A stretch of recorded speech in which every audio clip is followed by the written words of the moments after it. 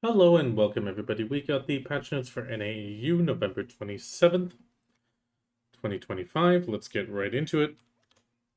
We have Apex Changui Calamity 8 to 10 being released. Calamity 8 requires 360 AP, number 9, 370, and number 10, 380 DP. Pretty much the same as Bamboo Legion. Just like Bamboo Legion, we also have the Faint Origin of Dark Hunger being in the drop. Well, chance-based loot, and on C10, even on the guaranteed loot table for rank 1. So overall, pretty similar drops. The main difference is that in this case, it's a concentration on the Debo earrings. But then we continue on. We have some class changes on Wusa, Flitting Step. They made the timing of the recover stamina faster when used to the right, and thus matching the skill when used to the left. In the case of Megu, Fox Spirit Tag, they fixed an issue where you would recover MP when comboed from certain skills, and they also fixed an issue where back air down attacks weren't applied when comboed from certain skills. Megu's Twirling Fox Flare, they've slightly increased the forward guard duration, and on the Prime Bristling Sparks 4, they fixed an issue where you would not swap positions when performing the skill with your summoned illusionary double, and they disabled auto run during Red Battlefield. Apparently, this was a mistranslation of disabled and enabled. Then we have the AoS emblem-based rewards, so depending on your rank, you will have gotten some rewards. And a title again. This title will remain until the next season starts. Overall, Trace of Thunderbolts for the upper echelons, including some perfume boxes, lower boxes losing the perfumes, and blue rank effectively just getting some Seals of Solara and gold bars. The unique titles are shown here, going from Solara Incarnate all the way down to Apprentice Soldier. Then we also have the top 100 receiving the Solara Knight outfit again, and also the Solara Knight title. Again, it can only be used until the end of the next Arena of Slayer regular season, and they also got some Glorious Solara boxes, which has some possibility for some crons and perfumes and harmonies and drops. Then we have the reduced time for house purchases and upgrades. So it used to be pretty much in the minutes. Now everything has been unified down to 5 seconds. So in the example, a horse ranch going from level 3 to 4 is only going to take 5 seconds. While if you level it all the way from 0 to 4, instead of the usual 10 minutes of everything together, it will now be 20 seconds. So 5 seconds per level, and after 20 seconds, it's done. Then the other big thing is the improved junk loot weight. So overall, they've changed the weight of trash loot, junk loot from monster zones that are lower than the recommended AP of 300 that previously exceeded 0.3. Actually, no, that shouldn't be lower, that should be higher. If the monster zone's trash loot was already 0.3 LT or less, the weight remains unchanged. So affected is Cyclops Dekia, Thornwood Dekia, Tunkuta Dekia, Olin's Valley 1 Dekia and 2 Dekia, and Eastern Highlands. In all cases, the weight has been reduced from 0.5 or 0.4. They also changed the weight of the items in the monster zones of 300 and lower AP down to 0.1 LT. This affects a lot more spots, including some old classics like Gahas, Sawsons, pretty much a lot of season spots. These Alvia Serendia, Star's End, Erythea's Limbo, Honglam Base, to name a few, the Dekia Sulfur and Histria, etc., Gavin Razia Underground, Sherikan Nighttime and Daytime, Crypt of Resting Thoughts, Hex Sanctuary, Kratuga Ruins, and Olin's Valley 1. Then Baham's Secret Deal has been made as a permanent. Right now there is an event for the deal with Hakinsa Sanctuary. This will now be made permanently available, but it can still only be done once per family. If you've already been or completed it, you won't be able to do it again. It has been added to the Suggested tab and renamed Travel Aid Level 60, a deal with Hakinsa Sanctuary. They also added usage information to the item descriptions of the cooking and alchemy repair tools, just to make it a bit more clear what they're used for. Monsters, they fixed an issue where a specific message was displayed repeatedly when your character died during the combat with the Bamboo Legion Lieutenant, And it's also been improved so that the Fierce Bambooling no longer blocks the path in the Bamboo Legion Lieutenant combat area in the Black Shrine solo boss. Justin Bartali's Return Part 2 is also coming, so they've added more to the story of Justin Bartali's Return. The quest name is 11 Years of Prodigal. From level 60, and if you've completed the Justin's Adventure, Where Is He?, you can proceed with this quest regardless of completing the Justin Bartali log. So it does seem to be that all you need to do is complete this initial quest, and then in the beginning of the book chain, and then you can complete it, which is a little bit odd, but hey, we'll see what that quest entails. And for me, it's a bit sadly, but they've changed the Inverted Heart of Garmoth challenge from a limited time to a permanent challenge that was pretty much running out on November 24th. It has now been made permanent if you have a family playtime of 200 plus hours and have obtained the Wuju the Wuju knowledge. If you've met these conditions, it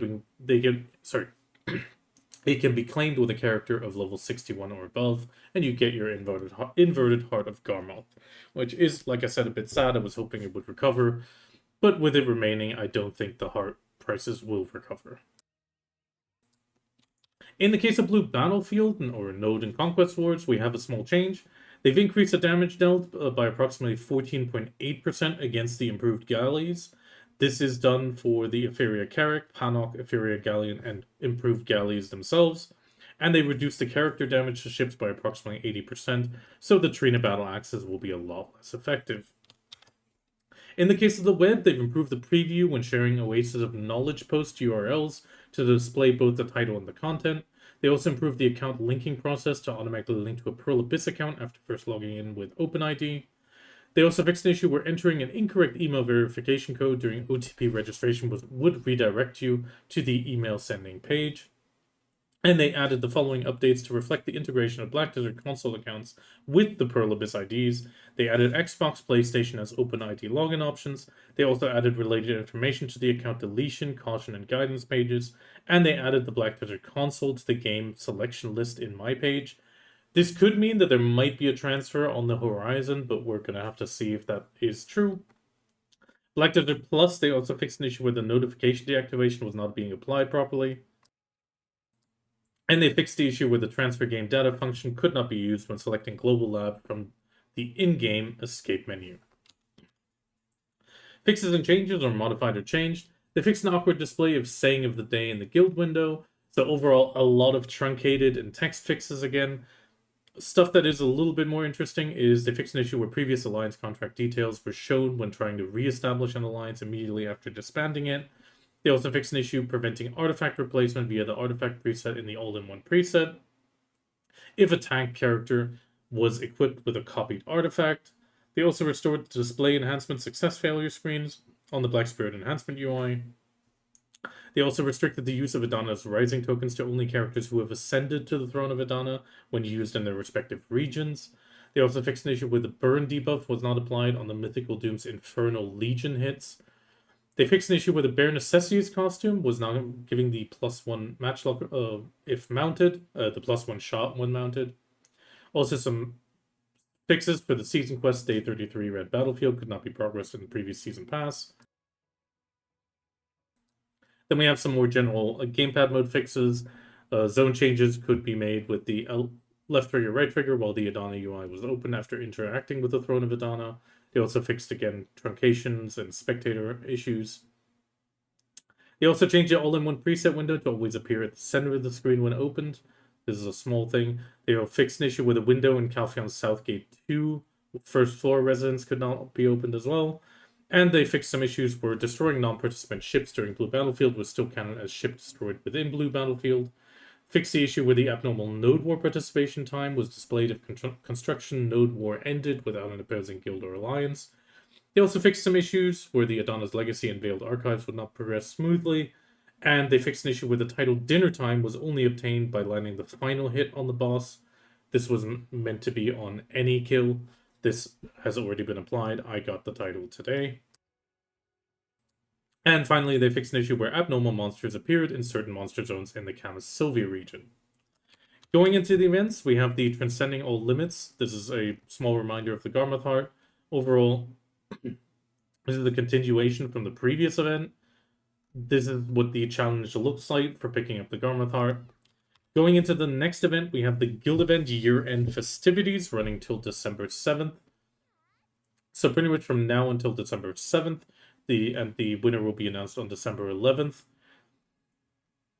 Guildmasters can submit their event proposals using the Submit Guild Event Proposal button. Only guilds with 20 or more members are eligible. They need to include an event date and time and server, an expected number of participants, including a description of the planned event, for example, a horse race, Black Desert Trivia, OX quiz, friendly tournament, and only the most recent proposal will be considered. If your guild is chosen, you host the event as proposed on the scheduled date. Afterwards, upload an event proof post with a screenshot and summary of the event on the official website event board, including guild event and the title, and submit your guild event result report. Details about the result report will be shared later in the winner announcement. Up to 30 guilds will be selected. First place will get 2 premium outfit boxes, Blessing of the Omen 15 days, down to a single and 7 days, and premium outfit for third place. If you didn't make the top 3 but participated with enthusiasm, they will give you the guild, or could give you the Guildmaster's Commendation Award, which is a value pack for 7 days. Guild events can be team-based. For team events, first, second, and third place can be given up to 3 members each, max 9 members. Those rewards are actually for the members who participate. Okay, that was not very clear up top. There's also the best guild event review. Get a 30-day special custom title, or custom guild title. Create a unique title for your guild, and that is a 30-day title. The example, sadly, is in Korean, but we'll see. Here you can see as an example a green title for the guild. Moving on, we have the Shakatu's Month Agris Fever Hot Time. This will run till December 11th. The Agris Fever will recover an extra 20,000 points. So during the event, you will get a total of 40k points recovered per day. Sadly, the expected increase on the 100,000 Agris Fever points has not happened. It is still 100,000 Agris Fever points if you've completed the Book of Margahan. So this will be pushing your Agris up very, very quickly. So do plan ahead for this if you want to maximize the use of it. Then we have the year-end login rewards, effectively pretty standard login rewards with some Radiant Shakatu seals as usual, the Dreaming of the Adventures box and Supreme Old Moon Scrolls. Nothing too crazy. Then we have the Progression Guild recruitment support. This is pretty much a application period from November 27th to December 4th to apply your guild as a progression guild if you are very newbie friendly and want to bring people into the game. So you can then write a guild intro via the guild, promote on the Guild Friends forum. There is a required format of the region and progression guild required in the title, and including a screenshot of your guild intro. And then you get a exclusive progression guild mark in the guild search. Pretty much just standard information to explain on how to set all this up is on the event. Then we're already on the Pearl Shop update. Nothing too crazy here. We have the daily special pass being reset. Actually, where's the daily special pass? Oh, we actually missed that event.